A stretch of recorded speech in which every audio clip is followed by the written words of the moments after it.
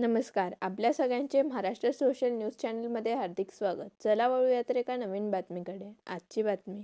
माजी नगरसेवक संजय वाल्हे यांच्या तब्बल 16 वर्षांच्या सातत्यपूर्ण प्रयत्नांना अखेर यश आले आहे. धुळे महापालिका परिसरात संत गाडगेबाबा यांच्या पूर्णाकृती पुतळ्याच्या उभारणीचे भूमिपूजन नुकतेच संपन्न झाले. धुळे शहरात पुतळा उभारण्याची मागणी संजय वाल्हे यांनी 16 वर्षांपूर्वी महापालिका सभागृहात मांडली होती.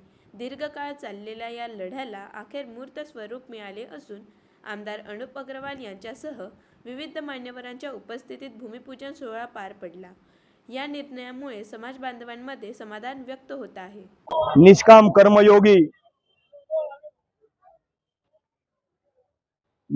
कर्मयोगी श्री संत गाडगे महाराज यांचा पूर्णकृती स्मारकाच्या भूमिपूजनाचा कार्यक्रम आज गाडगे बाबांच्या 150व्या जयंतीच्या निमित्ताने या ठिकाणी धुळे जिल्ह्याच्या धोबी समाजाच्या इथं समक्ष या ठिकाणी उपस्थित झालेला आहे.